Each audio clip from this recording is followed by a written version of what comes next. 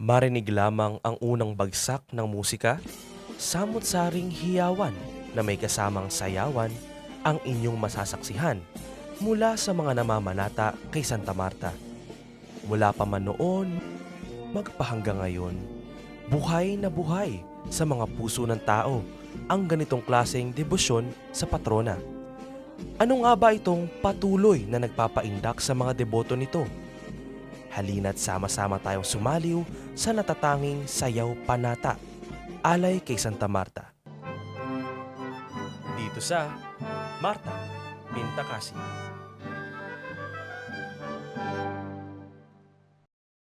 Ika-6 na kabanata, Indak. Sa araw ng kapistahan, pagkatapos ng umagang misa, ay ginaganap ang prosesyong walang kandila.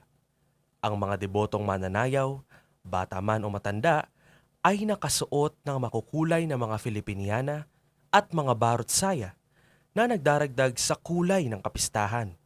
At kasama pa ang tugtog ng banda musiko sa saliw ng pandango ng Pateros. Ang pandango kay Santa Marta na ginagawa natin sa kalsada pag lumalabas ang posisyon, ito ay sayaw panalangin.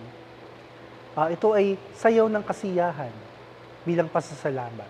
Ito ay sayaw panata kung tayo ay may pinagdadasal. Bakit ito nakaugnay sa pagpipista kay Santa Marta?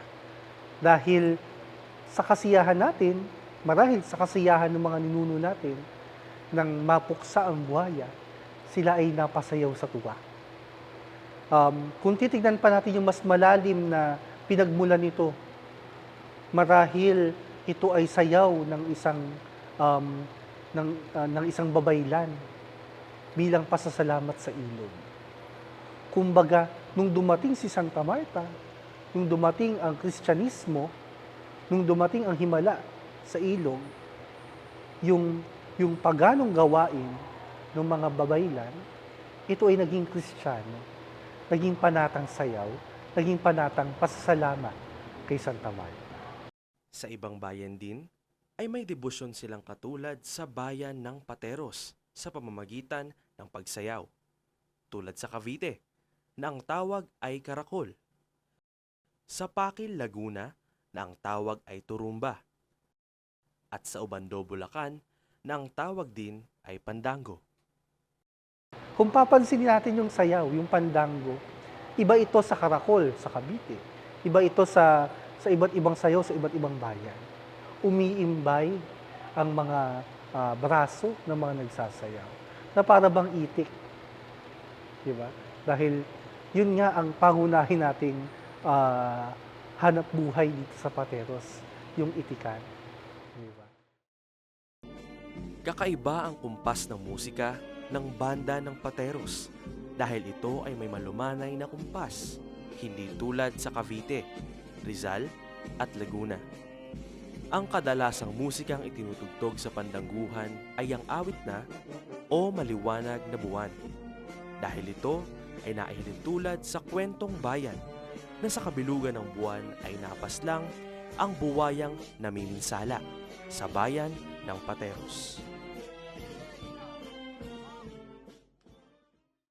Aking pasasalamat ko na ang banda Liwayway na galing sa ating bayan ay patuloy at nagpapatuloy pa rin tumutugtog bilang panata sa mahal na pong Santa Marta. Kasabay nito, yung mga kabataan na natututo magpanata, magsayaw para kay Santa Marta. Though may nababago, mayroong nagiging modernized ang sayaw, hindi nagbabago yung meaning nito bilang pasasalamat at paghingi ng panalangin kay Santa Marta. Ayon kay Ginoong Erickson Javier, sa kanyang libro na Panata 3, Isang Buhay na Relihiyon Pandangguhan kay Santa Marta, Rosas at Pintakasi, may 3 aspeto sa pagsayaw ng pandango. Una ay ang sayaw ng katagumpayan. Dito na ipapakita ang sayaw ng isang pagtatagumpay ng mga mamamayan sa pagpaslang sa buwaya sa tulong ni Santa Marta. Ang ikalawa, sayaw ng kagalakan. Dito naman ay naipapakita ang galak na hindi makikita sa labi ng deboto, kundi sa paraan ng pagsayaw nito. Ang huli at ang ikatlo, ang sayaw ng katapangan. Ito raw ay mayahalin tulad sa ginawang himala ng Santa sa bansang Pransya, na hawig din sa himalang natamo ng mga tagapateros. Sa makabagong panahon, isang malaking hamon kung ang debosyong ito ay ipagpapatuloy sa mga susunod pang mga henerasyon. Kaya't malaking pasasalamat sa Knights of Columbus dahil sa pagtatatag ng Pandangguhan Festival na ginaganap sa gabi bago ang pistang pasasalamat ng Pebrero. Dahil dito ay naisasalin sa mga kabataan ang tunay na kahulugan ng pandangguhan kay Santa Marta. Marahil masasabi ko sa mga kabataan na napatuloy at nagtutuloy ng tradisyon ng pandangguhan sa Pateros ay huwag nating baguhin, huwag nating kalimutan ang ating pinagmulan. Pagkat ito yung identity natin bilang taga-Pateros. Masasabi ko na ako o yung ibang tao, ibang matatanda sa atin, di ba? Ang mga taga-Pateros ay lumaki sa kultura ng pandango. Makikita mo sa mga nakaraang fiesta, sa kalsada, 7, 6, 5 years old, nagpapandango na. Nagsasayo na ng pandango. Ako mismo, kinikwento ng aking nanay o yung mga pinsan ko, pinaghehele kami sa sipul ng pandango. Di ba? Ang mga bata sa ibang bayan, pag pinaghehele, tulog na, baby. Sa atin, hindi.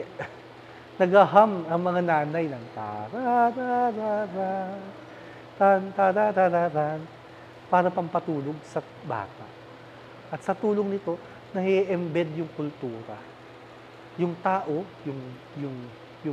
yung taga-Pateros, lumalaki dito sa kultura na ito. At ito yung dala nila bilang kabataan, bilang kaedad ko, o mas matanda sa akin. Ito yung dala-dala natin bilang identity natin. Ang pandangguhan ay isang pagkakakilanlan ng Pateros, isang kultura at isang makulay na debosyon na sana'y patuloy na lumago at huwag magbago. Ating panatilihin ang diwa ng pag-indak ng pandango bilang isang sayaw panata, sayaw debosyon, at sayaw panalangin na ating minana sa ating mga ninuno patungo sa mga susunod pang henerasyon.